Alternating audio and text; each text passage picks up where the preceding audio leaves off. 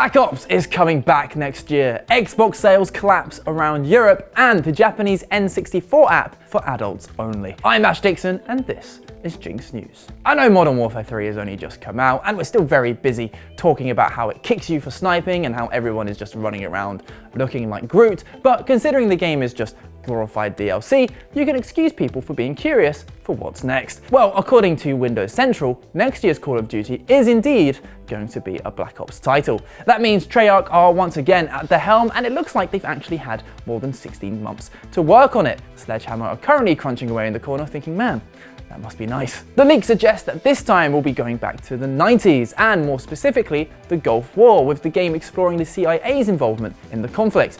Better still, we're also set for a return of the round-based zombies mode, just like the good old days. Now, the leaks also suggest that remastered maps from previous Black Ops games will be in the multiplayer, and I immediately rolled my eyes at this because I just hate this trend of recycling old content. It's not clear whether it's going to pull a Modern Warfare 3 and just have all old maps, or whether they'll just be kind of sprinkled on top. Either way, part of me feels like the Black Ops maps historically weren't as iconic, but maybe that's just me. And considering that era of history, I'm also rather curious what alternative rock song they'll end up using for the reveal trailer. I mean, it's the 90s, so you've got some pretty obvious choices. Black Hole Sun by Soundgarden sounds like a banker to me. A song off of Nevermind would be pretty hype, although considering this, I obviously recommended Nirvana. Although if it was my decision, I can't help but feel Hey Man, Nice Shot by Filter would be a perfect choice. Still, it's also worth mentioning that it was a rather iconic era for hip hop, so I definitely wouldn't mind some Public Enemy or NWA. Either way, I'm interested to see what the response will be like following the rushed bare-bones disappointment that was Modern Warfare 3. What do you reckon? Will people be eager to lap up a fully developed game, or will people be more hesitant with Call of Duty going forward? Let me know what you think in the comments down below. It's no secret that Microsoft has lost this generation's console war. I mean, they literally admitted it themselves during their FTC trial earlier this year. But we're now getting a clearer image of just how bad the Xbox has performed, specifically in Europe. In fact, just last month, while PS5 sales were up an incredible 143% compared to last year, the Xbox Series X and S have seen a massive 52% drop. I guess it makes sense why I'm seeing some crazy Black Friday deals right now for a Series S for under £190. But there's a few reasons for these stats. Xbox has never really had a foothold in Europe, plus supply issues last year explain the spike in PS5 sales. But Microsoft really aren't doing themselves any favors by releasing only 2 signature first-party games this year, one of which was Redfall, and by God, let's not talk about that, and the other was Starfield, which turned out was overwhelmingly boring. Microsoft will be hoping that titles like Fable will help them out next year, and those Black Friday sales I mentioned are rather insane value for money, so I imagine that will help, but yeah, Xbox be struggling right now.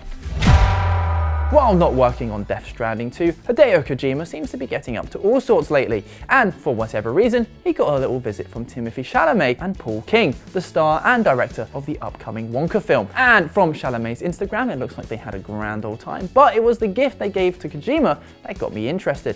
He got this rather sweet looking custom Xbox Series X styled after a Wonka chocolate bar, particularly like the gold grill there. And who knows, if they sold that, maybe their sales would increase in Europe. Meanwhile, Paul King also gave him a delightful signed Paddington suitcase. And the best thing about this was Kojima's tweet afterwards, saying Paddington 2 is one of my all-time top 100 favorite movies, which I think came from a genuine place, but it really doesn't read as the compliment I imagine he thinks it does.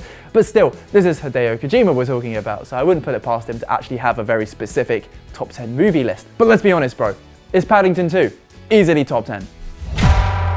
Over in Japan, Nintendo is launching an 18+ N64 Switch Online app, and you're probably thinking, damn, what kind of spicy games are hiding away on there? Well, sorry to disappoint, it's literally just GoldenEye and Jet Force Gemini.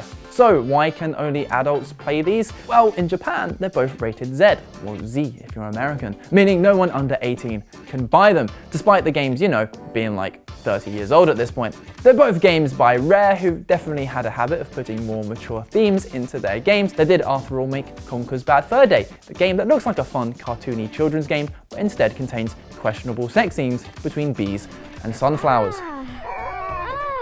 Cheers, little fella. I feel like a new man. That isn't on the app because it's not multiplayer, otherwise it would definitely be on the list. Either way, it's quite funny that people have to be verified to play games like GoldenEye, or they can just settle for other classics like Pokemon Stadium 2. It's time now for Creation Corner, the part of the show where we share our favourite fan creations. And this one is rather special. Zelda and Studio Ghibli. It's a match made in heaven. Sadly, it's never been made a reality, and with a live-action Zelda movie in the works, it's looking even more unlikely. But one fan has taken it upon themselves to bring that dream to life, and by God, is it gorgeous. Using Unreal Engine 5 and through over 600 hours of work, Rowan Link has taken the Ocarina of Time and reimagined it into a beautiful Ghibli-style short film, combined with a soundtrack recrafted by Mosic, and it's just an absolute delight. And as someone who grew up on this game, I could literally just sit here and salivate over it all day. Better yet, as it's built in Unreal Engine, Rowan Link then gives a third-person in-game look at their work, and it's just stunning. I know the topic of an Ocarina of Time remake comes up a lot, but man, Nintendo, if you're listening, this is how you do it. Do go check out the full video and just soak yourself in the joy and the nostalgia. It's truly beautiful, and it's on that warm note that will end the show. Thanks so much for watching. Please consider giving us a like and subscribe. It massively helps us out. Catch up on yesterday's news somewhere around here, and we'll see you tomorrow.